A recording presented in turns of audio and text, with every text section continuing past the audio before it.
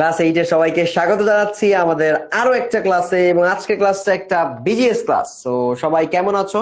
আশা করছি সবাই ভালো আছো এবং সবাই সুস্থ আছো। এবং এই ঠান্ডাটা কিন্তু একটু একটু কমেছে। আমরা দেখেছি ঢাকা শহরে ঠান্ডা একটু কমে গেছে এবং আস্তে আস্তে বাইরের অনেকগুলো জায়গাতেও ঠান্ডাটা কমছে এবং আমরা আবার গ্রীষ্মকালের দিকে চলে যাচ্ছি। সো আজকের এই ক্লাসটা আমরা পড়বো হচ্ছে বিজিএস, এবং বিজিএস এর আজকে এটা ফার্স্ট ক্লাস। সো তোমাদের সকলকে স্বাগত জানাচ্ছি। আমি তোমাদের সবার প্রিয় লিমন ভাইয়া, এবং আজকের এই ক্লাসটা 2026 সালের, এটা আমাদের প্রথম বিজিএস ক্লাস। এবং লিমন ভাইকে তোমরা বাংলা ক্লাসে পেয়েছো এবং বাংলা ক্লাসটা আমরা সবাই খুব এনজয় করেছি। এবং আজকে কিন্তু বাংলা ক্লাসের মতো একটা বিজিএস ক্লাস আছে, এবং সেই বিজিএস ক্লাসটাও আজকে ইনশাআল্লাহ আমরা একদম শুরু থেকে শেষ পর্যন্ত ফুল স্পিডে নতুন উদ্যমে করব, এবং এটা সবাই এনজয় করবে বলে আমি বিশ্বাস করি। সো চলো আজকের ক্লাসটা আমাদের শুরু করা যাক। আজকের ক্লাসটা শুরু করার আগে তোমাদের সবাইকে প্রথমে স্বাগত জানাই, এবং আমি একটু ফার্স্ট একটা পোল দিব। পোলের মাধ্যমে তোমরা আমাকে জানাই দিবা যে আমাকে পরিষ্কারভাবে দেখা যাচ্ছে কিনা এবং শোনা যাচ্ছে কিনা। যদি পরিষ্কারভাবে দেখা যায় এবং শোনা যায় তাহলে তোমরা ইয়েস ভোট দিবা। যদি শুনতে না পাও বা দেখতে না পাও তাহলে নো ভোট দিবে। আমি একটু সময় দিই, তোমাদের বন্ধুরা আসতে একটু সময় লাগবে। তো আজকে আমরা কি কি পড়ছি? আজকে আমরা পড়ছি অধ্যায় 1। সবাইকে বই বের করতে হবে, সবাই বই বের করে ফেলবা, এবং বই বের করে তোমাদের প্রথম অধ্যায়ের গুলো বের করে ফেলো। তো আজকে আমরা পড়বো প্রথম অধ্যায়, একদম প্রথম অধ্যায়। সো প্রথম অধ্যায় পড়বো একদম প্রথম অধ্যায় শুরু থেকে অর্ধেক পর্যন্ত। পুরো অধ্যায় কি শেষ করবেন লিমন ভাইয়া? না, পুরো অধ্যায় আজকে শেষ করবো না। আমরা পুরো অধ্যায় না পড়ে আজকে আমরা এই অধ্যায়ের অর্ধেকটুকু পড়বো, বাকি অর্ধেকটুকু আমরা আগামী ক্লাসে পড়বো।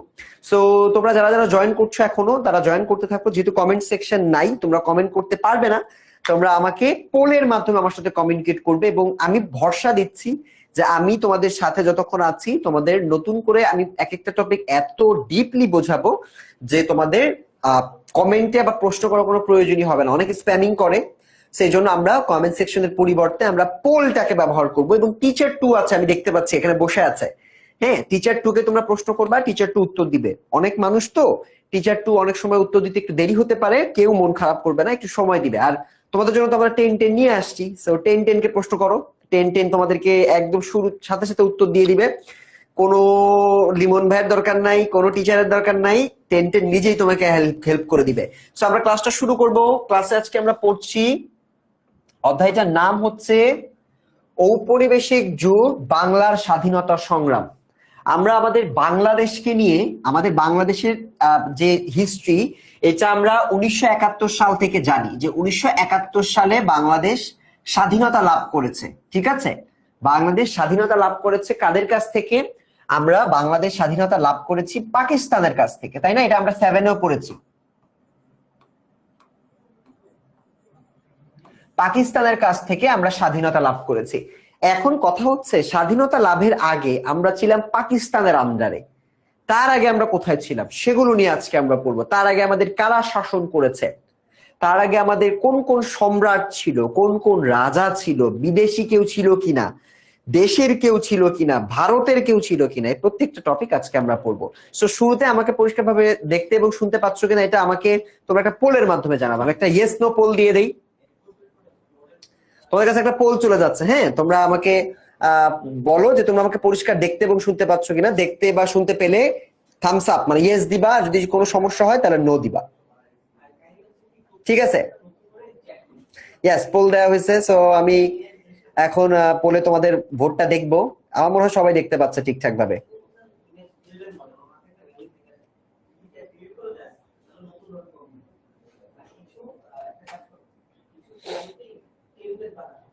পোলটা কি গিয়েছে তোমাদের কাছে? হ্যাঁ, পোলটা গিয়েছে, সবাই তার মানে দেখতে পাচ্ছি। ইয়েস, আমরা অল গুড, আমরা তার মানে পড়াটা শুরু করতে পারবো। ইয়েস, পোল চলে গেছে। পোলে 2-1 জন তোমরা যারা ভোট দিচ্ছ, তোমরা দেখতে পাচ্ছ না, তারা তোমাদের ইন্টারনেটের সমস্যা। দেখো তোমাদের বন্ধুরা 97%, মানে অলমোস্ট সবাই দেখতে পাচ্ছে শুধু বা শুনতে পাচ্ছে। 2-3 জন যারা আছো তারা ইন্টারনেটটা রিফ্রেশ করো, আবার রিকানেক্ট করে অ্যাপে ঢুকো, ঠিক হয়ে যাবে, কোনো সমস্যা নাই। তো আমরা পড়াটা শুরু করে দিব। হ্যাঁ, আর 1 মিনিট পর পড়াটা শুরু করে দিব। তোমাদেরকে প্রথম প্রথম তো কিছু জিনিস একটু বুঝাই। সেটা হচ্ছে, আমাকে তোমরা অনেকে আজকে ক্লাসে প্রথম দেখছো, আর আজকে ক্লাসে অনেকে প্রথম দেখছো না, বাংলা ক্লাসটা করে ফেলছো আমার সাথে। আমরা কিন্তু অতিথির স্মৃতি পড়ে ফেলছি, সো বাংলা ক্লাসে তোমরা অলরেডি দেখে ফেলছো যে লিমন ভাই কি করতে পারে বা কিভাবে পড়াতে পারে। আজকে আমরা বিজিএস পড়বো। তো আমার নামটা তোমাদের জন্য আবার বলে দিচ্ছি, আমার নাম হচ্ছে লিমন ভাইয়া। ঠিক আছে, আমাকে তোমরা লিমন ভাইয়া বলতে পারো। এবং আমি তোমাদেরকে 6 বছরেরও বেশি সময় ধরে পড়াচ্ছি এবং আমি বিউপিতে পড়াশোনা করেছি। কলেজের স্কুল হচ্ছে খুলনাতে, খুলনা জেলা স্কুল থেকে আমি পড়েছি। আর কলেজ হচ্ছে সিটি কলেজ, তোমাদেরকে আগের দিনও বলেছি আমি, তাই না? ওকে,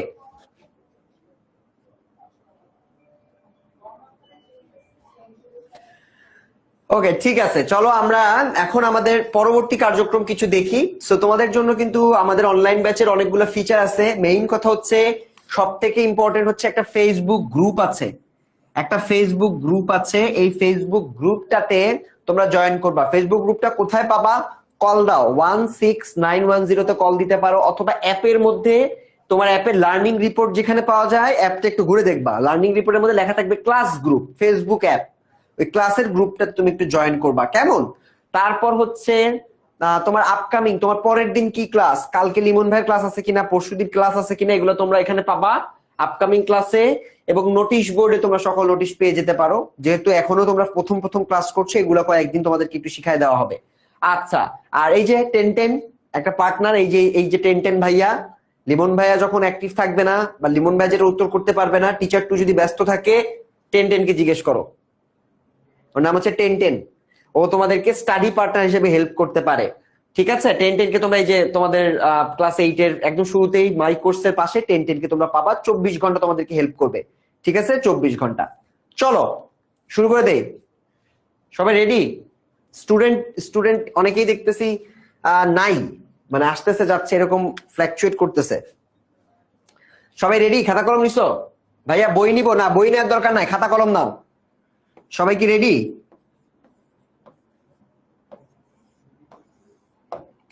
সবাই কি রেডি? পোল দিচ্ছি, একটা পোল দিচ্ছি, ভোট দাও। সবাই রেডি তো?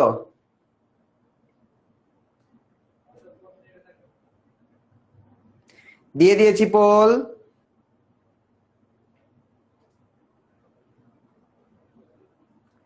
সো তোমরা পোলে আমাকে একটু জানাও রেডি কিনা। বই খাতা যারা গোছে নিয়ে ফেলছো তারা দিবা দিবা রেডি, আমি তাহলে বুঝবো যে I am good to go, পড়াশোনা ফুল স্পিডে শুরু করবো। রেডি? 8:30 ক্লাস তো, 6:30 ক্লাস তো, 6:35 মধ্যে আমাদের ক্লাস শুরু হয়ে যায়। প্রথম 3-4 মিনিট আমরা একটু স্টুডেন্টদেরকে সুযোগ দেই। অনেকেই তোমরা বই খাতা নিয়ে অলরেডি বসে গেছো, অনেকে নাও নাই, তাদের জন্য আমাদের পোলটা দেওয়া। তারা আমাকে একটু পোলের মাধ্যমে আমাকে জানাও যে রেডি কিনা। ইয়াস, ম্যাক্সিমাম রেডি। একজন বলছে রেডি না, এক আল্লাহর বান্দা। তুমি রেডি না কেন? খাতা কলম নিয়ে আসো। রেডি না থাকলে তো ঝামেলা।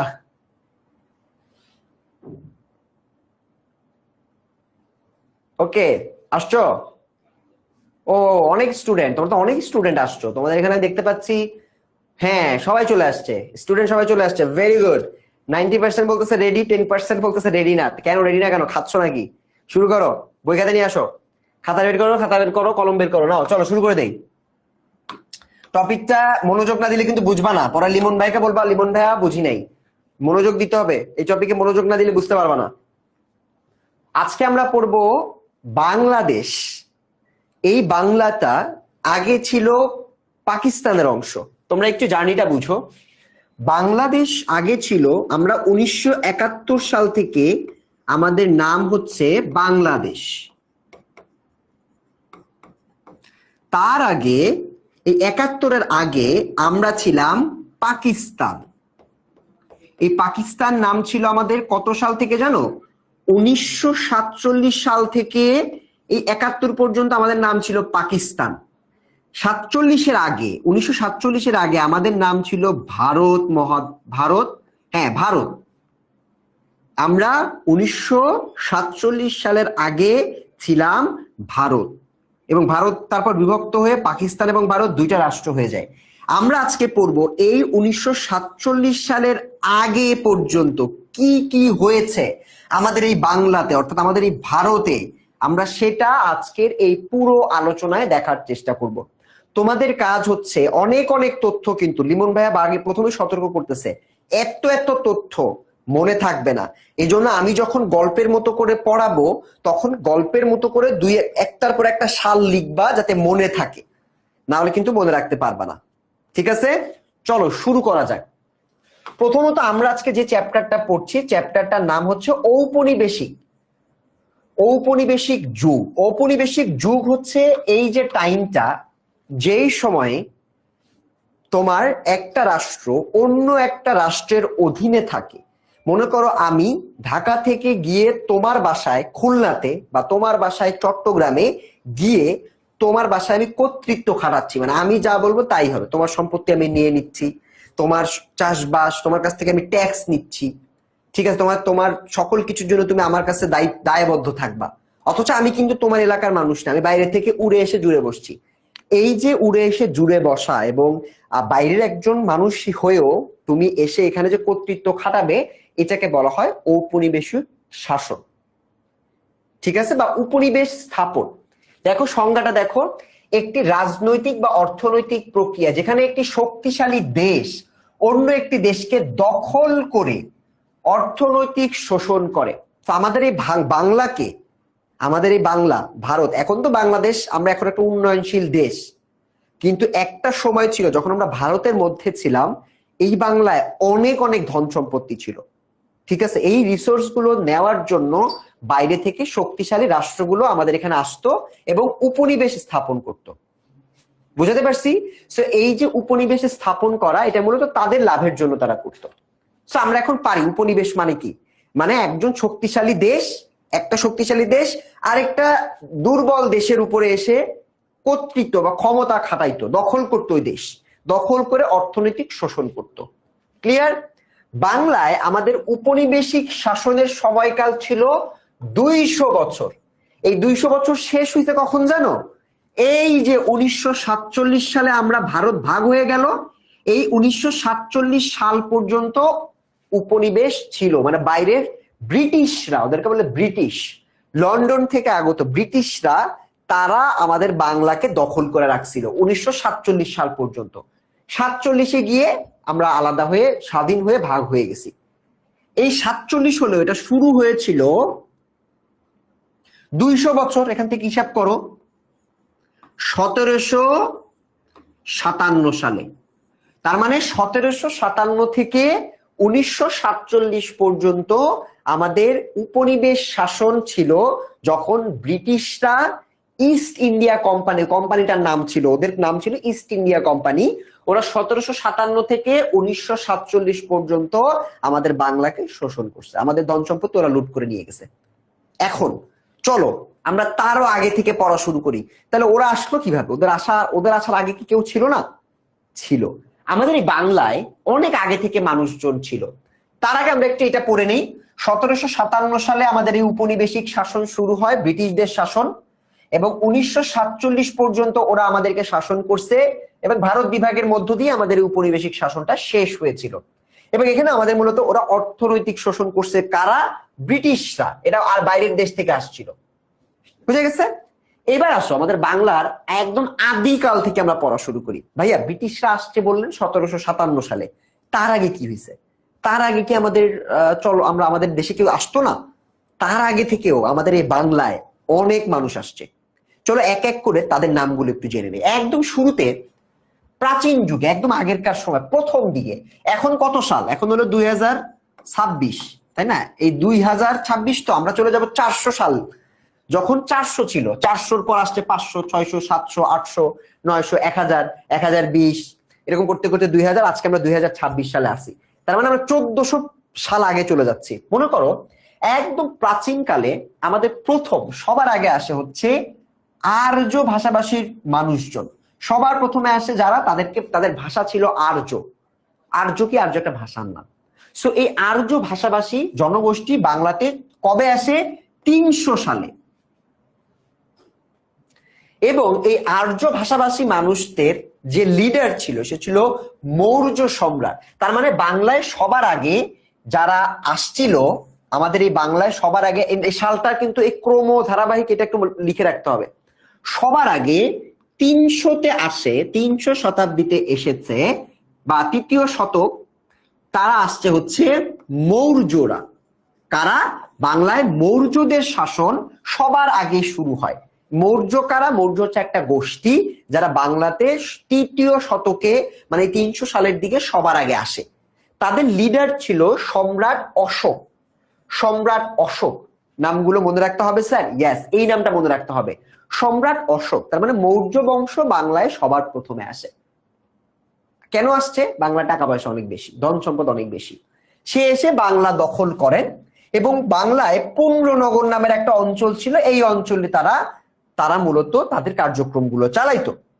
এবং এই মৌর্যদের পরে বাংলায় আসে গুপ্ত সাম্রাজ্য। তারা আসে ৪র্থ শতকে। তার মানে ১০০ বছর পার হয়ে যাওয়ার পর যখন ৪র্থ শতক বা ৪০০ শুরু হয়, তখন মৌর্যদের পর আসে গুপ্তরা। তার মানে প্রথমে আসে মৌর্যরা, তারপর আসলো গুপ্তরা। বোঝা গেছে?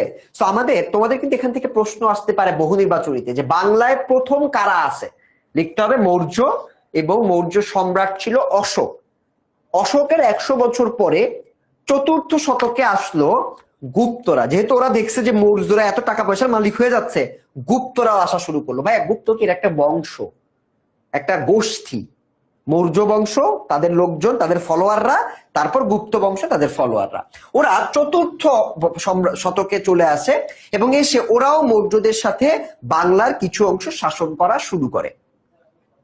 তৃতীয় আর চতুর্থ দেখলাম।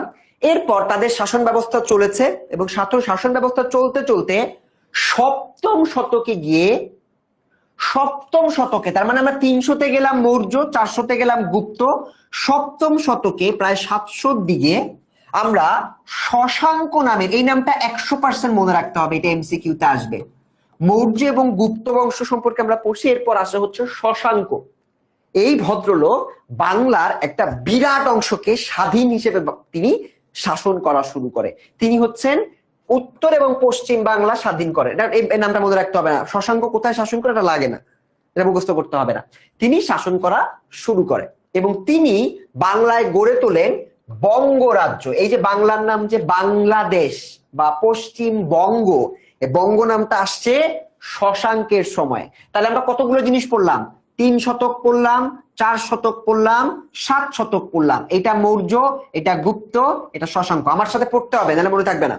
আমার সাথে মুখে মুখে বলতে হবে, লিখতে হবে বারংবার। আমি কয়বার লিখতেছি দেখো, ওই পৃষ্ঠায় একবার লিখছি, এই পৃষ্ঠায় আবার লিখতেছি। তো তোমাদের এরকম বারংবার লিখতে হবে, তাহলে মনে থাকবে, তাহলে মনে পড়তে লিখতে পারবা না কিন্তু। তো এই ৭ম শতক পর্যন্ত সবকিছু ঠিক ছিল। তোমার মৌর্যরা আসলো, গুপ্তরা আসলো, গুপ্তরা আসার পরে আমাদের শশাঙ্ক ৭০০ সাল পর্যন্ত আমাদেরকে স্বাধীন রাষ্ট্র গড়ে তুললো। কিন্তু এই শশাঙ্ক যখন মরে গেছে, শশাঙ্ক অনেক ভালো রাজা ছিল, উনি যখন মারা গেল, মারা যাওয়ার পরে এই বাংলায় নেতৃত্ব দেওয়ার মতো কেউ ছিল না। স্বাধীন রাষ্ট্র, যা ইচ্ছা তাই করতেছে মানুষজন, নেতৃত্ব দেওয়ার কেউ নাই। ওই সময় একটা বিশৃঙ্খলা তৈরি হয়, অনেক খুন, রাহাজানি, তারপর অরাজকতা, একজন একজনের সম্পদ নিয়ে নিচ্ছে, প্রচুর খারাপ কাজ হইতো। এই যে শশাঙ্কের মৃত্যুর পরে, একজন লিডারের মৃত্যুর পরে দেশে অস্থিরতা তৈরি হইল। এই অস্থিরতাকে বাংলায় মৎস্যন্যায়ের যুগ হিসেবে চিহ্নিত করা হয়। মৎস্যন্যায়ের যুগ পড়ছো না? তোমাদের কিন্তু পরীক্ষায় অবশ্যই আসবে মৎস্যন্যায়ের যুগটা কি, ক নাম্বার প্রশ্নে পাবে অথবা খ নাম্বার প্রশ্নে পাবে সৃজনশীলে। তাহলে আমরা আজকে শিখলাম মৎস্যন্যায়ের যুগ হচ্ছে বাংলায় ৭ম শতকে, মানে ৭ম শতকে রাজা শশাঙ্ক তিনি শাসন করেন। সম্রাট যখন শাসন করলো, করার পরে তিনি বঙ্গ গঠন করলেন, স্বাধীন রাষ্ট্র গঠন করলেন। তিনি যখন মারা গেলেন, তখন মানুষজন সবাই স্বাধীন, মানুষজন একটা অরাজকতা, মারামারি শুরু করলো। এই যে মারামারি, ঝামেলা, মৃত্যু, অরাজকতা, এই সময়টাকে বলা হয় মৎস্যন্যায়। মৎস্যন্যায়ের যুগ, অন্ধকার যুগ। ক্লিয়ার? আমরা মৎস্যন্যায়ের যুগ সম্পর্কে পড়লাম। সো যেখানে দুর্বলরা সবলদের দ্বারা, যাদের শক্তি বেশি, তারা একজন, যেহেতু স্বাধীন দেশ, একজন যে শক্তিশালী সে দুর্বলকে মারধর করতো, তার জিনিসপত্র নিয়ে নিত। ঠিক আছে? শশাঙ্কের মৃত্যুর পরে বিশেষ করে এটা হয়েছিল এবং এই জন্য এটাকে মৎস্যন্যায়ের যুগ বলা হয়। আমরা ৭০০ সাল পর্যন্ত আসলাম, মৎস্যন্যায়ের যুগ চলতেছে। এখন তারপর তো আরো কেউ আসবে। এই সময়ে বাংলাকে স্বাধীন, যেহেতু কেউ নাই, লিডার নাই প্রপারলি, এখন তো আরো মানুষ আসতে চাবে এখানে। এরপরে আসলো ৮ম শতকে। ৭ম শতকে ছিল শশাঙ্ক, মারা গেছে। আসলো ৮ম শতকে পাল রাজারা। তার মানে আমাদের দেশে শশাঙ্কের পরে কারা আসছে? পাল। ধর্মপাল, দেবপাল, অনেক অনেক নাম আছে যে নামগুলো তোমাদের বইতে এত ব্রিফলি নাই। আমরা শুধু মনে রাখবো পাল রাজারা আসলো অষ্টম শতকে এবং তারা অষ্টম শতকে বাংলায় এসে শাসন করা শুরু করে। দেবপাল একজন রাজা ছিলেন, তার ধর্মপাল একজন রাজা ছিলেন, গোপাল একজন ছিলেন, এরকম অনেকগুলো পাল, তাদের মানে সবাই পাল বংশ। সো এবার আসলো পাল রাজারা এবং তারা সবচেয়ে অনেক বছর, প্রায় 400 বছর বাংলায় শাসন করছে। সব থেকে এই জায়গা থেকে বেশি প্রশ্ন আসে যে পাল রাজারা কত বছর বাংলায় শাসন করছে? প্রায় 400 বছর। শশাঙ্কের মৃত্যুর পর মৎস্যনয় যখন চলতেছিল ওরা আসছে, এই সুযোগে ঢুকে পড়ছে, ঢুকে পড়ে দায়িত্ব নিচ্ছে এবং দায়িত্ব নিয়ে ওরা বাংলায় রাজত্ব কায়েম করছে 400 বছর। তাহলে 8-এর পর 800 বছর পুরোটা গেল, 900, 1100, 1100 লাস্টে একদম 11 শতকে বা 11 শতকের শেষের দিকে, মানে 1200-র একদম শুরুর দিকে, 8 আর 4 12, তার মানে 11 শেষ অথবা 12 শুরু। ওই সময়ে পাল রাজাদের এই জায়গায় আমরা দেখতে পাই কর্ণাটক অঞ্চল থেকে আরেকটা গোষ্ঠী আসে, যারা এসে বাংলার ক্ষমতা দখল করে। তারা হইল সেন রাজারা। তার মানে পালদের রাজত্ব শেষ হয়ে গেল, পালদের রাজারা আস্তে আস্তে দুর্বল হয়ে পড়ছিল। এই জন্য কর্ণাটক অঞ্চল থেকে, কর্ণাটক অঞ্চল এটা সেনদের একটা আদি স্থান, কর্ণাটক অঞ্চল থেকে ওরা বাংলায় আসা শুরু করলো সেন রাজারা। তার মানে পালের পর আসছে সেন রাজারা। কারা আসছে? 1100 শতকে, 11 শতকে বাংলায় পালদেরকে সরায়ে আসছে সেন রাজারা। এবং সেন যে রাজারা এই শাসনের সময়, সেন এটা কিন্তু হিন্দুদের নাম, এই সময় তারা হিন্দু ধর্ম এবং হিন্দু সংস্কৃতির বিস্তারটা বিশেষ করে বাংলাতে ঘটাচ্ছিল। বুঝতে পারছি?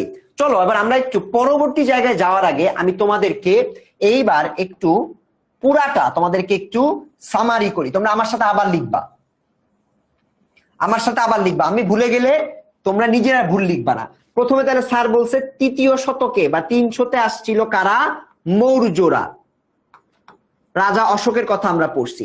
4 নম্বরে আমরা কাকে পড়লাম? মৌর্যদের পর আসছিল কারা? মৌর্যদের পরে 4র্থ শতকে আসছিল গুপ্তরা। গুপ্তর পর 7ম শতকে আমরা পেয়েছি শশাঙ্ক। শশাঙ্কের সময় আমরা মাৎস্যনয়ের যুগের কথা দেখছি। বানান কি ঠিক লিখলাম? মাৎস্যন্যায়, ইয়েস। সো মাৎস্যন্যায় শুরু হলো 7ম শতকে। এরপর 8ম শতকে পাল রাজারা হারে বলতে বলতে শুরু হলো এবং তারা 400 বছর আমাদেরকে শাসন করলো। এরপর 11 শতকের শেষের দিকে আমাদের পালের পর আসলো সেন রাজারা এবং সেন রাজারা হিন্দু ধর্মের একটা প্রচারণা চালাইতে থাকলো। গল্পের মতো করে বলতেছি, গল্পের মতো করে পড়তে হবে। সেন রাজাদের প্রভাব চলতে লাগলো। তো সেন রাজারা বেশি দিন এখানে কাজ করতে পারে নাই। পাল রাজারা 400 বছর ছিল, বাট সেনরা অল্প কয়েকদিন ছিল। 11 শতকের লাস্টের দিকে আসছে। আর 1204 সালেই এই সেনদের একজন রাজা লক্ষণ সেন, এ বেটা দুর্বল ছিল, দুর্বল না বাট যতটুকু সবল থাকা দরকার ততটুকু সবল ছিল না। এই লক্ষণ সেনকে হারায়ে বাংলায় নতুন আরেকটা শাসন ব্যবস্থা প্রতিষ্ঠিত হইল, মুসলিম শাসন। তার মানে সনাতনী হিন্দু ধর্মের যে প্রভাবটা ওটাকে সরাই দিয়ে বাংলায় প্রথম 1204 সালে আসলো মুসলিম শাসন, যে শাসনটা আনছে ইখতিয়ার উদ্দিন মোহাম্মদ বিন বখতিয়ার খলজি। নামটা পড়ছো না? অনেক জায়গায় বলো না যে ইখতিয়ার উদ্দিন মোহাম্মদ বিন বখতিয়ার খলজি। তো আমরা এই ইখতিয়ার উদ্দিন মোহাম্মদ বিন বখতিয়ার খলজিকে এই মুসলিম শাসনের সময়ে আসতে দেখেছি। এবং তিনি কাকে করছিল, ডিফেন্ড করছিল বা হারিয়েছিল? লক্ষণ সেনকে। ঠিক আছে, তো লক্ষণ সেন এটা আমরা পড়লাম। এবং তিনি মাত্র অল্প কিছু সময় তিনি শাসন করছে, 1204 থেকে 1206 পর্যন্ত। কোথায় শাসন করছে? বাংলায় নদিয়া ভারতের অঞ্চল, বাট তখন আমাদের বাংলার মধ্যে ছিল। সো নদিয়া শাসন করছে, উত্তর বাংলার কিছু অংশ শাসন করছে। এরপর তিনি মাত্র 1204 পর্যন্ত, 1206 পর্যন্ত ছিলেন। এরপর 1338 সালে বাংলায় এই যে মুসলিম শাসন এটা আরো বেশি বিস্তৃতি লাভ করতে থাকে। বিস্তৃতি যখন লাভ করে তখন তারা মানে এই যে তোমার ইখতিয়ার উদ্দিন মোহাম্মদ বিন বখতিয়ার খলজি বাংলায় যে মুসলিম শাসন, এই মুসলিম শাসনটা যে শুরু হয়েছে 1204 সাল থেকে চলতেছে চলতেছে চলতেছে চলতে চলতে বাংলার 3টা অঞ্চল বানাইছে। একটা হচ্ছে লখনৌতি অঞ্চল, এই নামগুলোকে মুখস্থ করতে হবে, ইয়েস নামগুলো মনে রাখতে হবে। মুসলিম শাসনের শুরুতে তারা 3টা অঞ্চল করছে, একটা হচ্ছে লখনৌতি, একটা হচ্ছে সাতগাঁও, আর একটা হচ্ছে সোনারগাঁও। সোনারগাঁওর নামটা শুনছো? ঢাকার পানাম নগরে সোনারগাঁও গেছো কেউ? ওই অঞ্চলটার নামই এটা। সো লখনৌতি, সাতগাঁও এবং সোনারগাঁও 3টা অঞ্চলে ভাগ করে ওরা শাসন করতো যাতে ওদের সহজ হয়। ঠিক আছে, মুসলিম শাসন চলতেছে।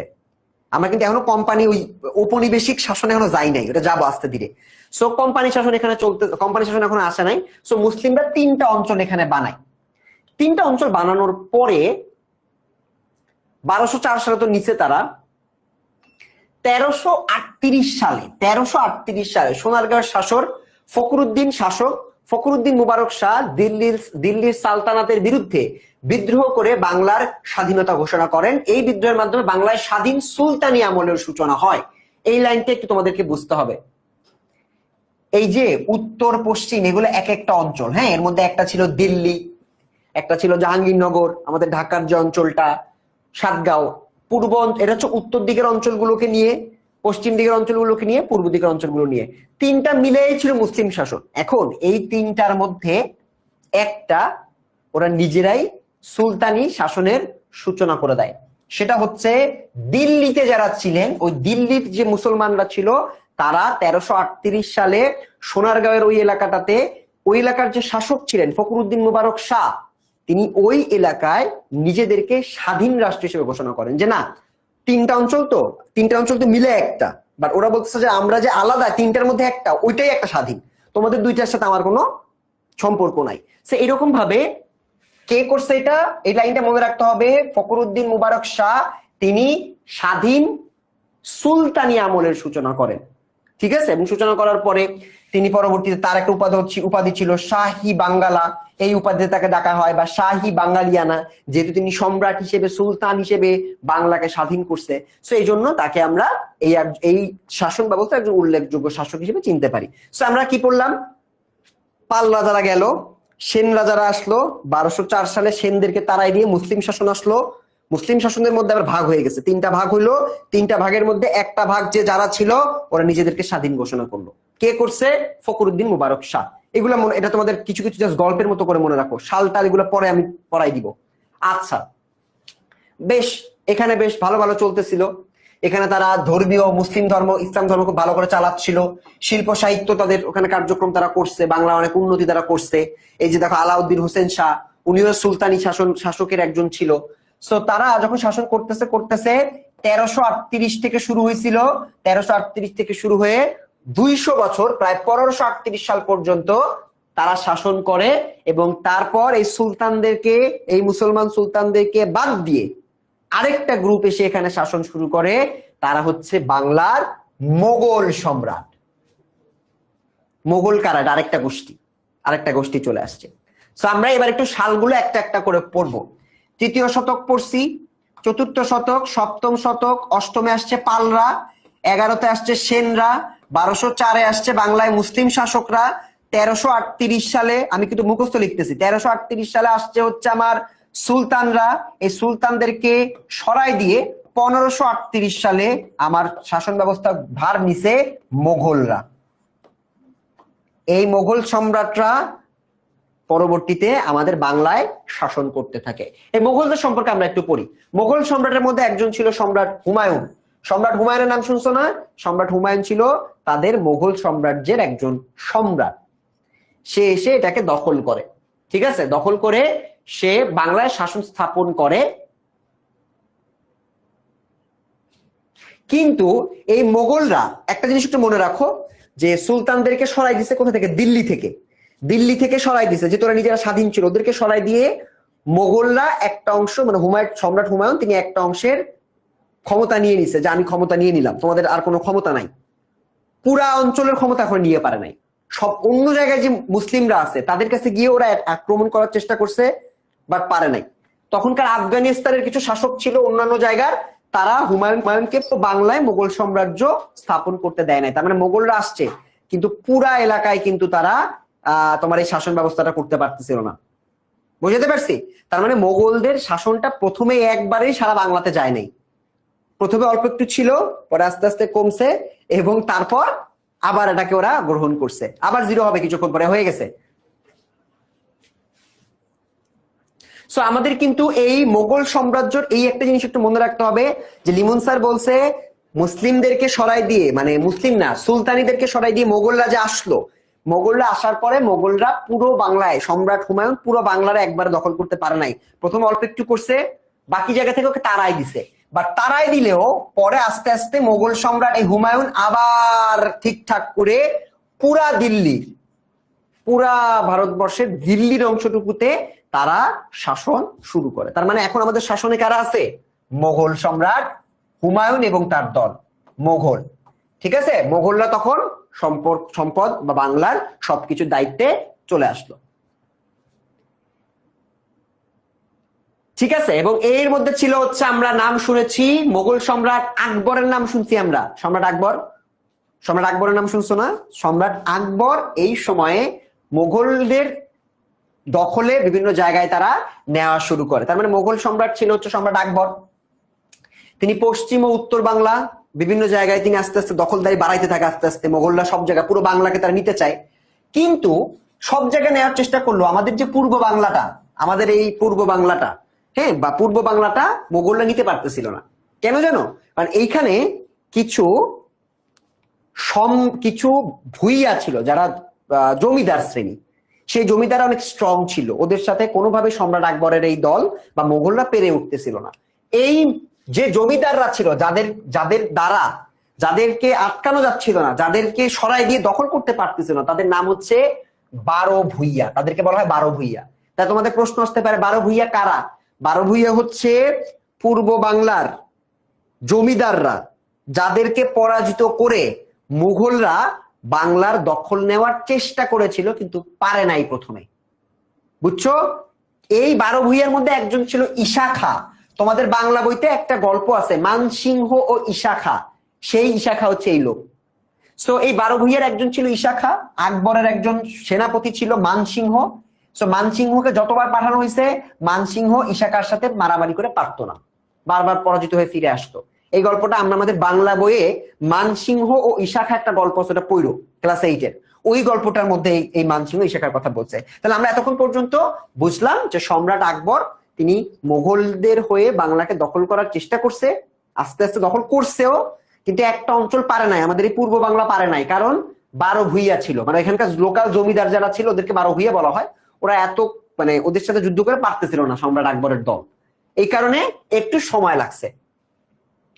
কিন্তু আস্তে আস্তে সময় লাগলেও একটা পর্যায়ে গিয়ে, আমরা কত সালে ট্রাই করছি এটা? 1576 সালে সম্রাট আকবরের সাথে ট্রাই করছে, কিন্তু আমরা 1610 সালে চেষ্টা করতে করতে একটা সময় মোগলরা, মোগল সুবেদার ইসলাম খান চিশতি, এই ভদ্রলোক তিনি ঈশা খার মানে একবার চেষ্টা করতে পারে নাই, কিন্তু এই যে ইসলাম খান চিশতি এই ভদ্রলোক মোগলদের হয়ে ওই 12 ভুইয়াকে পরাজিত করে, এবং পরাজিত করে আমাদের এই পূর্ব বাংলাকে ওরা দখল করে ফাইনালি মোগলরা, এবং আমাদের এই পূর্ব বাংলায় ঢাকার নাম দেওয়া হয় জাহাঙ্গীরনগর। সেই থেকে আমাদের এই বাংলার নাম জাহাঙ্গীরনগর, মোগলদের নাম অনুসারে।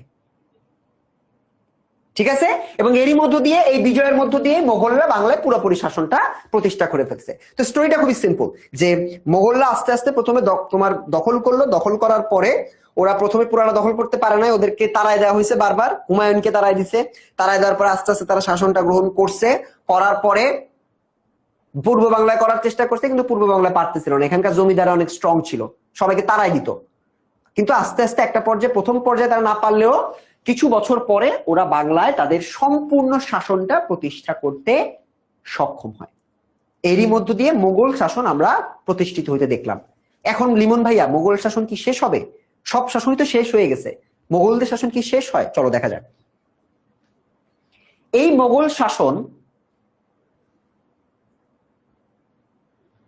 এই মোগল শাসন চলতে থাকে একদম লাস্ট পর্যন্ত। বাইরের ইস্ট ইন্ডিয়া কোম্পানি এই যে ঔপনিবেশিক শাসন আসবে না, এই মোগল শাসন শেষ হওয়ার মধ্য দিয়ে আমাদের ঔপনিবেশিক শাসনটা শুরু হয়, কোম্পানির শাসন। কিভাবে? মোগল শাসন তো 1610 সাল থেকে চলতেছে, জাহাঙ্গীরের আমলে। জাহাঙ্গীরনগর, ঢাকার নাম আমি দিয়ে দিছি।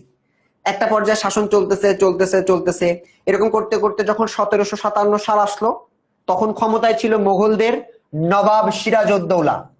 এই নবাব সিরাজউদ্দৌলা যখন ক্ষমতায় ছিল, তিনি ছিল নতুন, হ্যাঁ, মাত্র ক্ষমতা পাইছে। এই সময় তার আপন মানুষজন, তার নিজের কাছের মানুষজন, ঘসেটি বেগমের নাম শুনছি না? ঘসেটি বেগম এবং আশেপাশে মীর জাফর, এরা সবাই মিলে ওর এগেইনস্টে, ওর বিরুদ্ধে পরিকল্পনা চক্রান্ত করে, এবং এই চক্রান্তর কারণে নবাব সিরাজউদ্দৌলাকে মেরে ফেলা হয়, এবং মেরে ফেলে পুরো বাংলার মোগলদের শাসনকে অবসান ঘটিয়ে দায়িত্ব নেয় ইংরেজরা, ব্রিটিশরা, যারা একটা কোম্পানি ছিল, ইস্ট ইন্ডিয়া কোম্পানি। তাহলে আমরা এখন বুঝলাম মোগলদের শাসনের অবসান ঘটার মধ্য দিয়ে বাংলায় শুরু হয় ঔপনিবেশিক শাসন, যেটা শুরু হয়েছে 1757 সালে এবং শেষ হয়েছে 1947 সালে। তোমার মাথাটা ছোট ছোট মানুষ তুমি, কিন্তু পুরো মাথায় একটা টাইম লাইন তৈরি হয়ে গেছে। দেখো, লিমন ভাই একটা টাইম লাইন বলছে, পুরো টাইম লাইনটা তুমি কল্পনা করলে এখন চিন্তা করতে পারবে, একটার পর একটা ঘটনা, একটার পর একটা ঘটনা ঘটছে, তাই না? সো এইভাবে বাংলায় মোগল শাসনের শেষ হয় এবং 1947 সাল পর্যন্ত ইংরেজরা আমাদেরকে শোষণ করতেই থাকে।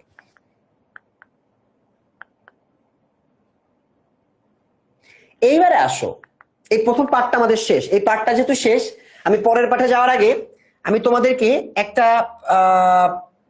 একটা পুরো টাইম লাইনটা একটু দেখানোর চেষ্টা করি। হ্যাঁ,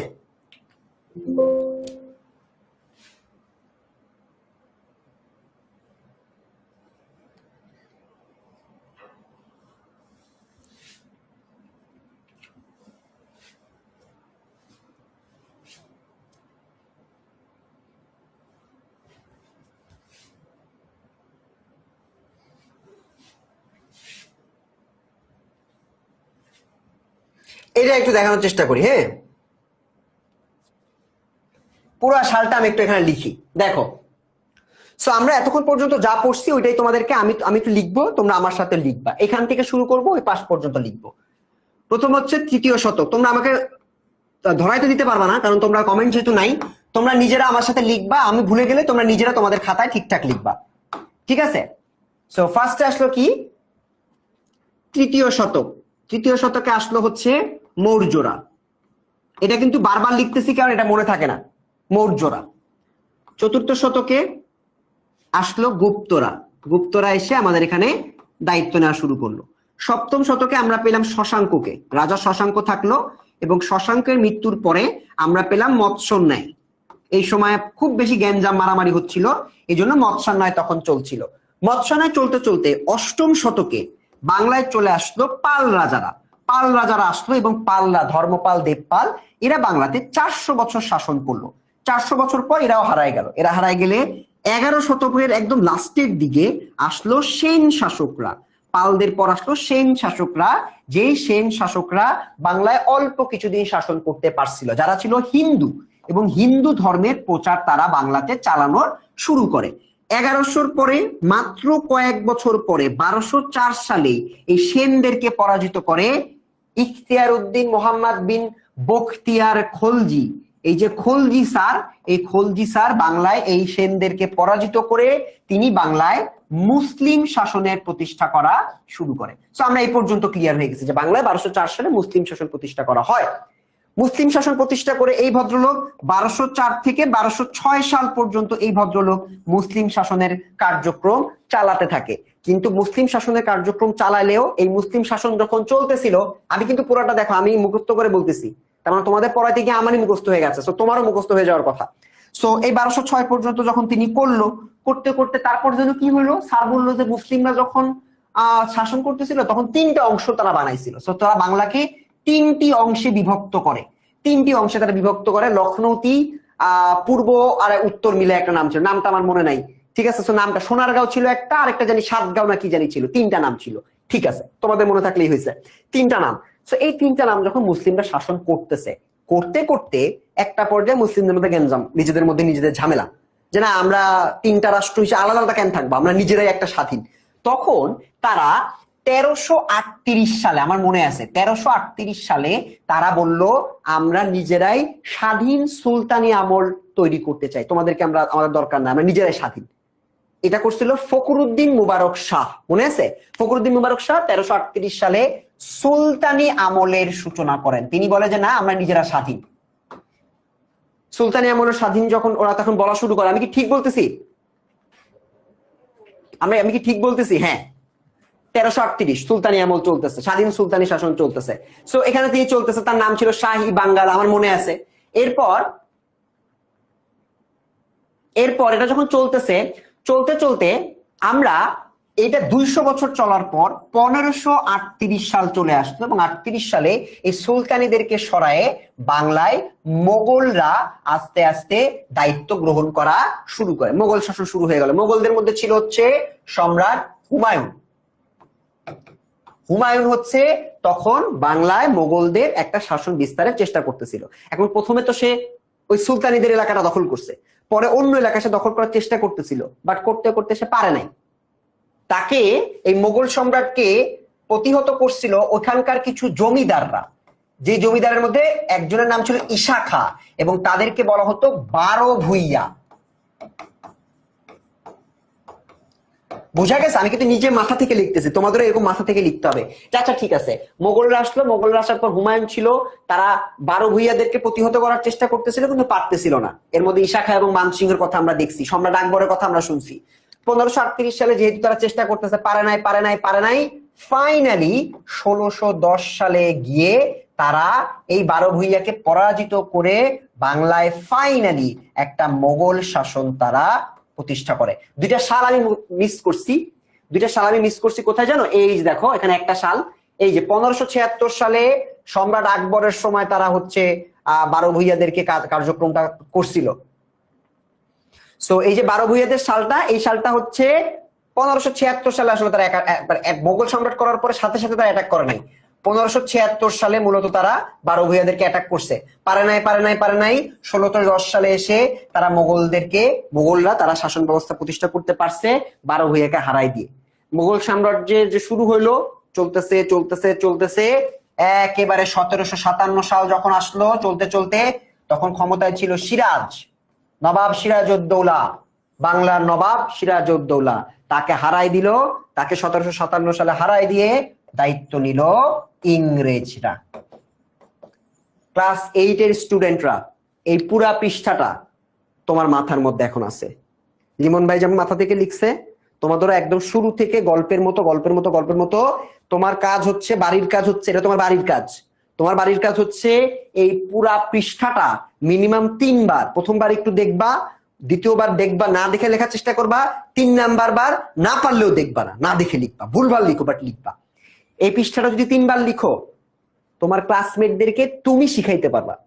যারে মৌর্যের পর গুপ্ত না, মৌর্যের পর কে আসছে এটা তোকে আমি বলতেছি, পুরা হিস্ট্রি বলবা এবং ক্লাসের মধ্যে তুমি ভাবও নিতে পারবে, এক্সট্রা একটা ভাব থাকবে তোমার। ঠিক আছে? সো এই পুরাটা আমরা আজকের ক্লাসে মুখস্থ করি নাই, কিন্তু আমাদের মাথার মধ্যে গেঁথে নিছি আমরা। ঠিক আছে? স্ক্রিনশট নিতে পারো। তোমাদের যাদের পুরো স্লাইড পড়ে লিখতে মুখস্থ কষ্ট হয়, তারা স্ক্রিনশট নাও। স্ক্রিনশট নিয়ে নিজেরা এটার মতো করে লেখার প্র্যাকটিস করো। আই ক্যান গ্যারান্টি ইউ যেটা তোমার মুখস্থ হয়ে যাবে। নিশ্চয় স্ক্রিনশট? ওকে, চলো এবার আমরা একটু যাই যে আচ্ছা ভাইয়া 1757 সালে ইংরেজরা তো আসলো, তা বাংলায় এত ক্ষমতাবান নবাব সিরাজউদ্দৌলা ছিল, তাহলে ইংরেজরা কিভাবে পারলো? ওদের তো পারার কথা না। সেটা আজকে পড়বো যে কেমন ওরা পারলো। দেখো 1400, এই যে বিভিন্ন শাসনগুলো যখন চলতেছিল, তখন 1498 সালের দিকে পর্তুগিজ নাবিক ভাস্কো দা গামা তিনি ভারতের বিভিন্ন বন্দরের দিকে আস্তে আস্তে আসা শুরু করে। মানে বাংলায় ওই যে ইংরেজরা ওরা আসা শুরু করে 1400 সালের দিকে, ওরা আসে বাংলায় বিভিন্ন ব্যবসা করার জন্য। তারা ভারতের মধ্যে বিশ্ব বাণিজ্য স্থাপন করতে চাচ্ছিল, ওরা চাচ্ছিল আমরা বাণিজ্য করব। ঠিক আছে? এটা কিন্তু আমরা ওই একই টাইম লাইনে, এতক্ষণ পড়ছে শাসন, এখন আমরা ওই সময় ইংরেজরা কখন থেকে ঢুকছিল সেটা একটু পড়ার চেষ্টা করতেছি। 1498 সালে ওরা ঢুকে গেছে এবং ঢুকে ভারতে ওরা বাণিজ্য স্থাপন করা শুরু করে দিছে। কারণ কি, বাংলায় আমাদের অনেক কিছু ছিল তখন। এই 16 এবং 17 শতকের দিকে, 1757 100 থেকে 200 বছর আগেই ওরা আমাদের বাংলায় ঢুকে পড়ছিল। আমরা টের পাইছি, বাট আমরা বুঝি নাই যে ওরা ক্ষমতা লোভ করতেছে।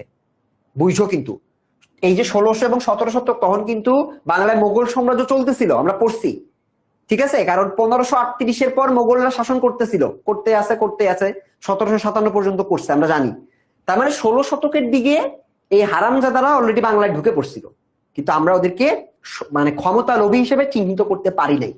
সোরা তারা কারা? ডাচ ইন্ডিয়া কোম্পানি ছিল হল্যান্ড থেকে। সবাই এখানে খারাপ না বাই দেবে, এখানে সবাই ভালো, বাট যারা শোষণ করছে তারা হচ্ছে ইস্ট ইন্ডিয়া কোম্পানি। আমরা এখানে পাবো এই যে ব্রিটিশ ইস্ট ইন্ডিয়া কোম্পানি, ঠিক আছে? সো ডাচ ছিল, ড্যানিশরা আসছিল, ফ্রান্সের থেকে আসছিল, ইউরোপের বিভিন্ন কান্ট্রি গুলো এখানে আসছিল, এবং তারা আমাদের এখান থেকে মশলাগুলো নিয়ে কাজ করতো, এবং সিল্ক ছিল, কাপড়, আমাদের এখানকার তাঁত কাপড় অনেক ভালো ছিল।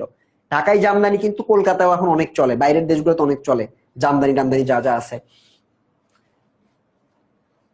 ঠিক আছে? সো এই এলাকাটাতে তখন এটা অনেক চলতো এবং তারা এখানে অনেক বেশি আসতো। সো বাংলায় বাণিজ্য বিস্তারের ক্ষেত্রে তারা আস্তে আস্তে এখানে শিল্প কারখানা তৈরি করে। তারা প্রথমে শিল্প কারখানা তৈরি করে লাভবান হয়।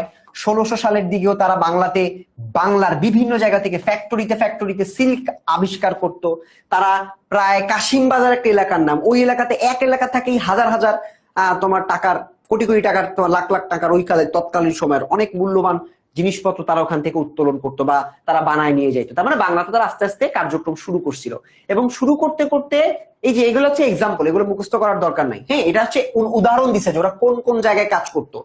ওরা শুধু ইংরেজ না, ফরাসিরা, ওলন্দাজরা, বিভিন্ন দেশের মানুষজন বাংলাদেশে তখন শাসন করছে, এবং তারা কলকাতাকে তখন তারা শাসনের কেন্দ্র হিসেবে বা তাদের অফিসের বা কোম্পানির কেন্দ্র হিসেবে কলকাতাকে তারা আস্তে আস্তে চিহ্নিত করা শুরু করছে। বাট তখন আমরা বুঝি নাই যে তো ওরা আসলে খারাপ, বাংলার নবাবকে ওরা মারতে চায়, এটা আমরা তখনও বুঝি নাই। সো একটা পর্যায়ে ইস্ট ইন্ডিয়া কোম্পানি তারা ব্যবসাকে বাদ দিয়ে ধীরে ধীরে রাজনৈতিক জিনিসও মাতুব্বরি করা শুরু করে। এই রাজনৈতিক জিনিসও তারা পরিণত করে, তারা কারখানা বানায়। যখন তারা কারখানা বানাইছে, তারা বলছে যে আমার কারখানা, আমার কোটি কোটি টাকার ব্যবসা, আমি এখানে সৈন্য আনবো যাতে আমার এই ব্যবসাকে পাহারা দিতে পারে। এই পাহারার জন্য ওরা সৈন্য আনা শুরু করে। অনুমতি কিন্তু দেওয়া হতো না, যেহেতু কোম্পানি আছে এই জন্য ওদেরকে অনুমতি দিয়েছে। আচ্ছা ঠিক আছে, তোমরা আনো সৈন্য, সমস্যা নাই। ওদেরকে অনুমতি দিল। এই অনুমতিতে অন্যান্য ইউরোপীয়দের ক্ষেত্রে তারা অনেক বেশি আগায় ছিল, এবং তারা আস্তে আস্তে ক্ষমতার ভিড়ে পলাশির যুদ্ধের একটু আগে তারা ওই মীর জাফর, যে কিনা ছিল ওইখানকার সেনাপতি, তাকে লোভ দেখায় যে না, তোমাকে আমরা নবাব বানাই দিব, তুমি ষড়যন্ত্র করো আমার সাথে, করে আমাদেরকে ক্ষমতায় আনার ব্যবস্থা করো। সো মীর জাফর এবং মীর কাসিম এদের আমলে তখন প্রচুর পরিমাণে তারা তাদেরকে ম্যানিপুলেট করে, তাদেরকে পটায়, তাদেরকে মিথ্যা লোভ দেখায়, বেইমানি করায়, এবং এই বেইমানির ফলে আমরা দেখতে পাই আমাদের 1756 সালে কিন্তু আমাদের নবাব কিন্তু খুব বেশি দিনের বয়স না, খুবই কম বয়স ছিল, মাত্র 1 বছর হচ্ছে সে ক্ষমতা পাইছে। দেখো 1756 সালে যারা নবাব ছিল, একজন নবাবের মৃত্যুর পর মাত্র 22 বছরের তার নাতি সিরাজউদ্দৌলা মাত্র তখন মুঘলদের হাল ধরছে। এই হালটা যখন ধরছে এত ছোট বয়সেই, তাকে তখন এই ইংরেজরা বিভিন্নভাবে আক্রমণ করা শুরু করে, এবং ঘনিষ্ঠরা তার এগেনস্টে তখন চক্রান্ত করা শুরু করে। এই যে কোম্পানিগুলোর কথা আমি বলছি, তারা চক্রান্ত করতে করতে ঘসেটি বেগম, মানে তার আপন খালা, বড় খালা, তার সাথে, মানে সিরাজউদ্দৌলা যে সিরাজের আপন খালা, তার সাথে চক্রান্ত করে। সেনাপতি যে কিনা তাকে প্রোটেক্ট করবে সেই ষড়যন্ত্র করে।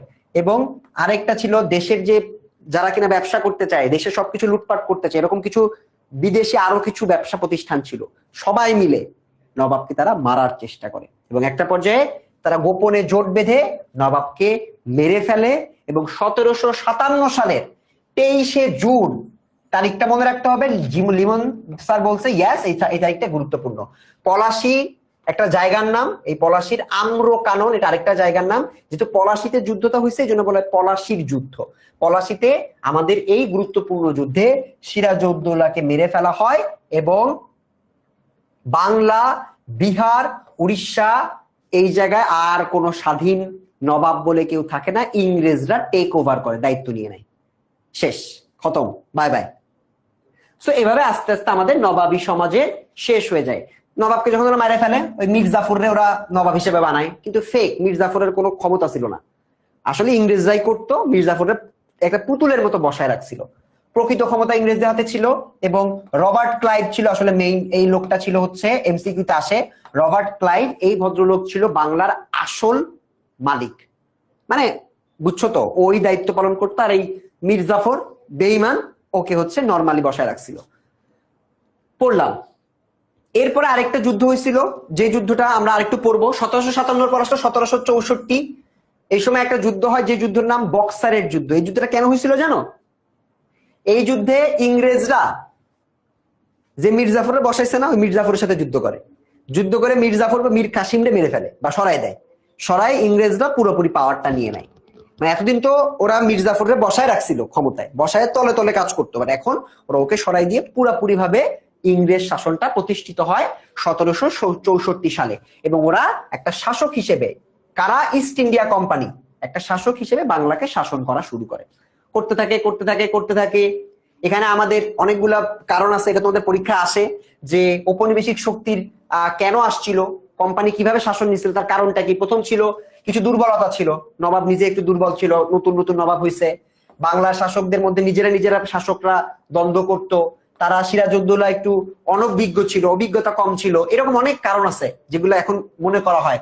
তোমার কৌশলগত পরিকল্পনা কম করছে, তারপর রাজনৈতিক প্রতিরোধ ছিল না, এলাকার মানুষজন যারা কিনা বণিক শ্রেণী ছিল ওরাও সহযোগিতা করে নাই, এরকম অনেক কারণে তার পরাজয় হয়েছে। পরাজয়গুলোর কারণ আমরা অলরেডি পড়ে ফেলছি।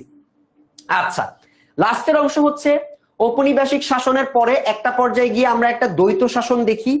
বক্সারের যুদ্ধ করলাম না, বক্সারের যুদ্ধে তো মীর কাসিম রে বা মীর জাফরকে সরাই দেওয়া হয়েছে, বাট সরাই দেওয়া হইলো, ওরা কি করলো, ওরা একটা চুক্তি করলো যে তোমরা যুদ্ধ হেরে গেছো, তোমরা শাসন করবে, আমরাও শাসন করবো।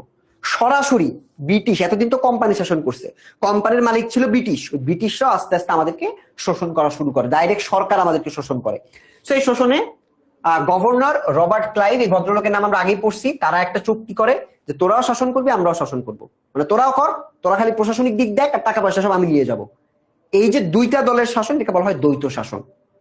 ঠিক আছে, গেল।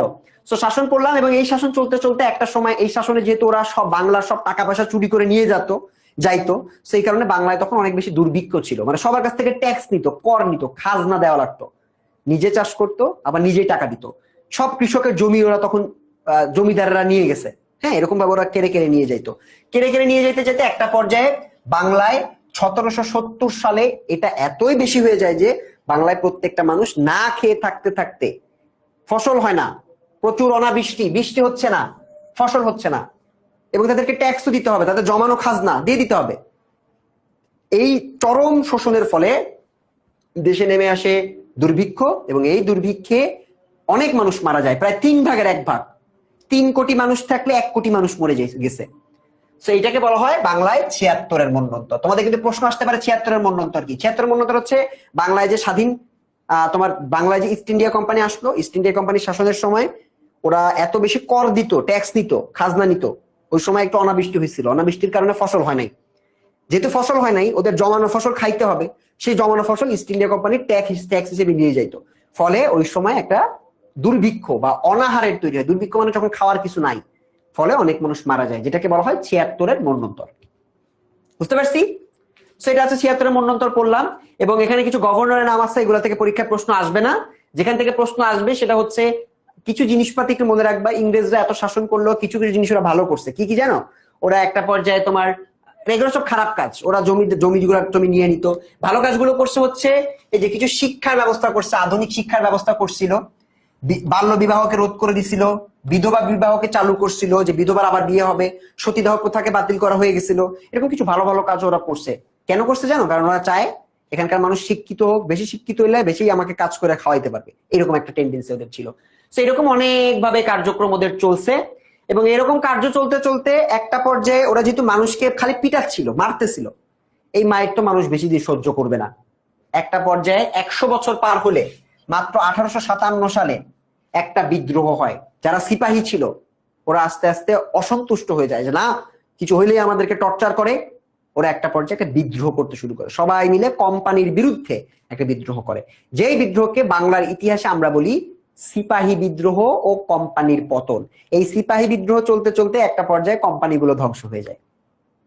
ঠিক আছে, এইটাকে বলা হয় এই যে ইস্ট ইন্ডিয়া কোম্পানির অবসান। মানে যে সৈন্য দিয়ে ও ব্যবস্থা করতেছে ওই সৈন্যরা যদি অখুশি হয়ে যায় তখন কি ওরাকে শাসন করতে পারবে? পারে নাই।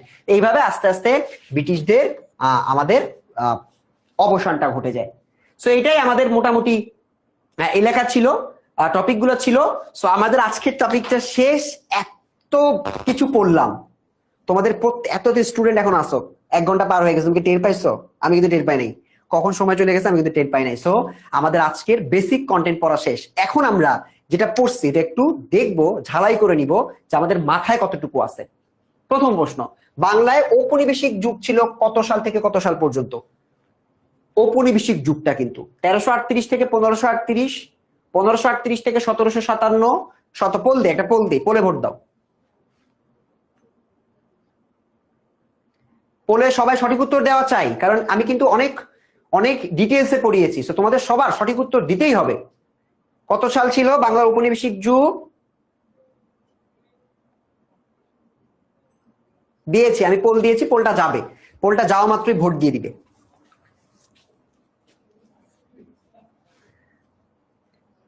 পোলটা যাওয়া মাত্রই ভোট দিতে হবে সবাইকে। দেখি পারবে, এটা পারবে, ভালো করে মনোযোগ দিয়ে যারা করছো। কেউ ফাঁকিবাজি করলে কিন্তু সে পারবে না এটা। আমরা এখন এটা দেখতে পারবো ঔপনিবেশিক যুগ ছিল কত।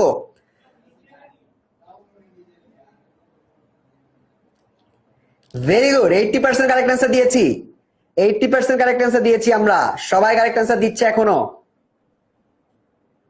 কারেক্ট অ্যান্সার আমরা পড়েছি বাংলায় 1757 সাল থেকে 1947 পর্যন্ত আমাদের ঔপনিবেশিক সাল ছিল। তার মানে কারেক্ট অ্যান্সার হচ্ছে সি। তোমাদের মধ্যে 80% মানুষ তোমরা কারেক্ট অ্যান্সার দিচ্ছ। কিছু মানুষ বলছো 1338। না বাবা, এটা তো সুলতানি শাসন, এটা ছিল সুলতানি শাসন। 1538 থেকে এটা ছিল মোগল শাসন, আমরা তো পড়ছি, সবই আমার মনে আছে, এটা মোগল। আর 1857 থেকে এটা এটা ওটা তো কিছু, এটা ভুলভাল। So C is the correct answer. পারলাম। চলো পরের 2 নাম্বার, বাংলায় কত সাল পর্যন্ত ইংরেজদের শাসন চলে? একই প্রশ্ন। 1947 সাল। দেখো তোমার তোমার যশোর বোর্ড, এটা হচ্ছে জেএসসি পরীক্ষায় আসছে, জেএসসি পরীক্ষা আসা হয়েছে 1947 সাল পর্যন্ত। 1857 থেকে 1757 থেকে 1947 পর্যন্ত ওরা কার্যক্রমটা চালিয়েছে। বাংলায় ঔপনিবেশিক শাসন শুরু হয় কত সালে? 1757। একই প্রশ্ন, দেখছো একই একই তথ্য থেকে 3টা প্রশ্ন, এই একই প্রশ্ন থেকে 3টা প্রশ্ন আসা যায়। সো এটা মনে রাখতে হবে যে একদম বারবার বলবা ভাইয়া 1757 থেকে 1947, এটা হচ্ছে বাংলায় উপনিবেশ। 1757 থেকে 1947, 1757 থেকে 1947, মুখস্থ হয়ে গেছে। পরেরটা, 1204 সালের পর বাংলার কোন অংশটি সেন শাসকরা শাসন করে? পূর্ব দিকটা। সেন শাসকরা পূর্ব দিকটা আসলে দখল করা শুরু করে। ওকে, পরেরটা, কে 1538 সালে লখনৌতি দখল করেছিল? সম্রাট আকবর, সম্রাট হুমায়ুন, বখতিয়ার খিলজি, ফখরুদ্দিন মুবারক শাহ। 1538 সালে লখনৌতি দখল করেছিল সম্রাট হুমায়ুন। দেখো 1500 হুমায়ুন, স্যার এটা আমি কিভাবে পারবো? আমরা একটু আগে পড়ছিলাম কি 1538 সাল থেকে এখানে ছিল মোগল সাম্রাজ্য। সো মোগল সাম্রাজ্যে প্রথম আসে হচ্ছে হুমায়ুন, তারপর আমরা নাম পাইছি আকবরের, তাই না? আর এই যে দেখো বখতিয়ার খলজি, ইনার সাথে সম্পর্ক তো 1204-এর, সো এটা হবে না। সম্রাট আকবর হইতে পারতো। ফখরুদ্দিন মুবারক শাহ, ইনি কি করছিল? ইনি তো সুলতানি শাসনের সাথে জড়িত। সুলতানি শাসন আনছিল ইনি কত সালে বলতো? 1338 সালে, মনে আছে? 1338 সালে। সো এই যে সুলতানি শাসনের সাথে ইনি জড়িত, তাহলে উত্তর হবে সম্রাট আকবর, সম্রাট হুমায়ুন। আর আকবর ছিল হইলো তোমার তারপরে 1576 সালে ছিল আকবর। এটা আমরা কিন্তু সালের ওই পৃষ্ঠাটা লিখছি, তুমি একটু খুলে দেখো পেয়ে যাবা। 1538-এর সাথে সম্রাট হুমায়ুনের নাম লেখা আছে। ওকে, পরেরটা, শশাঙ্কের পর বাংলায় কোন সাম্রাজ্য প্রতিষ্ঠিত হয়? শশাঙ্ক 7ম শতকে আসছিল, তারপর আসছিল 8ম শতকে। কারা আসছিল বলো? মৌর্য, গুপ্ত, পাল নাকি সেন? এটা পারবা তোমরা, এটা পারতেই হবে, এটা অবশ্যই পারবে আমার স্টুডেন্টরা, কারণ আমি এটা একটু আগেই পড়াইছি। 6 নাম্বার প্রশ্ন, এটা মনে রাখবা, তারা 400 বছর বাংলায় শাসন করেছিল। কারা তারা বলো? শশাঙ্কের পর, শশাঙ্ক ছিল 7ম শতাব্দীতে, তারপর ছিল 8ম শতক। 8ম শতকে কে ছিল? কারা আসছিল বলো যারা 400 বছর শাসন করছে? তারা কারা? আমি তোমাদেরকে বলে দেই, মৌর্য ছিল 3 নাম্বারে, মৌর্য তো আসছে 3য় শতকে, সেটা তো হবে না। মৌর্যর পর আসছে গুপ্তরা, তারা আসছে 4র্থ শতকে, এটাও হবে না। তাহলে পাল হবে নাকি সেন হবে? পাল হবে নাকি সেন হবে? বলো, পাল হবে নাকি সেন হবে? যারা 400 বছর শাসন করছে তারা হচ্ছে পাল, এরা 400 বছর শাসন করছে। তারপর সেনরা আসছিল 11 শতকে, 11 শতকের শেষের দিকে। সাবাস, মনে আছে, ভেরি গুড, 90%। আমি এখানে দেখতে পাচ্ছি উত্তর দিছে 91% কারেক্ট অ্যান্সার দিছে। সাবাস গাইস, একদম তোমাদের সকলের জন্য একদম ভালোবাসা, পারফেক্ট, পারতেছো, আমার খুব ভালো লাগতেছে। এটা হবে পাল, ঠিক আছে, ভেরি গুড গাইস। লাস্টের দিকে চলে যাচ্ছি আমরা। বাংলা কিভাবে ইসলাম ধর্মের সংস্পর্শে আসে? ইসলাম ধর্মের সংস্পর্শে আসে হচ্ছে তোমার এই যে সুলতানি শাসন প্রতিষ্ঠার মধ্য দিয়ে আস্তে আস্তে ইসলাম ধর্মের কাছে চলে আসে। হ্যাঁ, সুলতানি শাসন আমরা দেখছি সেনদের পর সুলতান শাসন প্রতিষ্ঠিত হয়েছিল। সুলতানি আমলে বাংলা রাজধানী ছিল কোনটা? বাংলা রাজধানী ছিল হচ্ছে তোমার জাহাঙ্গীরনগর। জাহাঙ্গীরনগরকে বাংলা রাজধানী হিসেবে চিহ্নিত করা হয় জাহাঙ্গীরনগর, ঠিক আছে। সুলতানি আমলে বাংলা রাজধানী ছিল জাহাঙ্গীরনগর, সম্রাট জাহাঙ্গীরের নামে। আচ্ছা, 9 নাম্বার, বাংলা কিভাবে ইসলাম ধর্মের সংস্পর্শে আসে? এটা পড়ছি আমরা, সরি আমরা আগের দিকে যাচ্ছি। বাংলায় ইউরোপীয় শক্তির শাসন শুরু হয় কার পতনের মধ্য দিয়ে? নবাব সিরাজউদ্দৌলার পতনের মধ্য দিয়ে। এটা আমরা পারি। আর একটা এমসিকিউ আছে, মৌর্যদের পর ভারতে কোন সাম্রাজ্য প্রতিষ্ঠিত হয়?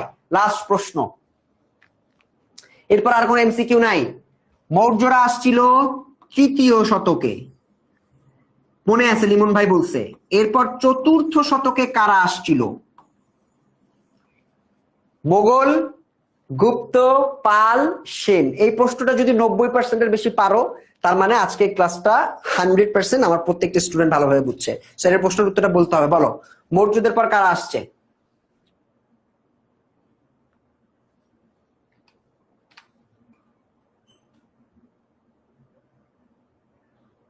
পোল দিয়ে দিয়েছি একটা, লাস্ট পোল আমাদের। এই পোলটার অ্যান্সারটা 100% ভালোভাবে দিতে হবে, কেউ ভুল করা যাবে না, ভুল করবে না। হ্যাঁ, মৌর্যদের পর ভারতে কোন সাম্রাজ্য প্রতিষ্ঠিত হয়? মৌর্য 3য় শতক, তারপর 4র্থ শতকে কারা আসছিল, এটা তোমাদেরকে বলতে হবে। আই থিঙ্ক তোমরা পারবা, এটা ভুল হওয়ার কোনো সম্ভাবনা নাই। মৌর্যদের পর কারা আসছে? ইয়েস, ভাবছি 90% ঠিক বলবে, বাট এখানে 96% তোমরা ঠিক বলছো। 94%, একটু কমছে, 94। Very good. যারা ভুল করছো তাদের জন্য বলি, প্রথমে আসছে মৌর্য, তারপর আসছে গুপ্ত। গুপ্ত ইজ দ্য কারেক্ট অ্যান্সার। এরা আসছে 4র্থ শতকে। তারপর 7ম শতকে ছিল শশাঙ্ক, 8ম শতকে ছিল পালরা, 11 শতকে ছিল সেনরা, মোগলরা আসছে 13 শতকের পরে। সো আমাদের সেকেন্ড অ্যান্সারটা হচ্ছে 94% তোমরা কারেক্ট অ্যান্সার দিছো। My God, very good. Correct answer হচ্ছে গুপ্ত। সো 10টার মধ্যে তোমরা কে কত পেয়েছো এটা তোমরা আমাকে বলবা। এখন তোমাদের জন্য আমি একটা পোল দিব, তুমি কত পাইছো এটা একটু বলবা, ঠিক আছে? তুমি কত পাইছো এটা একটু বলবা প্রতিদিনের মতো। প্রথমে হচ্ছে 2টা এমসিকিউ এর উত্তর থাকবে। একটা হচ্ছে যদি 1 দাও তার মানে তুমি 10-এর মধ্যে 10 পাইছো। যদি তুমি 2 দাও তার মানে তুমি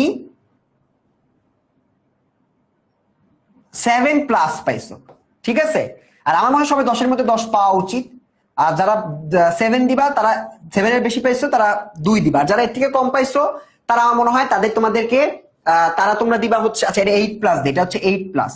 যদি সি হয় তার মানে তুমি পাইছো হচ্ছে 6+, আর যদি 7 হয় তার মানে তুমি পাইছো 5 বা 5-এর নিচে, ঠিক আছে? একটা পোল দিয়ে আমি একটু বলা। সঠিক উত্তর হচ্ছে এ, 1 দিয়ে দিচ্ছি। তোমরা যারা 1 দাগাবা তারা দেখাবে যে সঠিক উত্তর দিছো।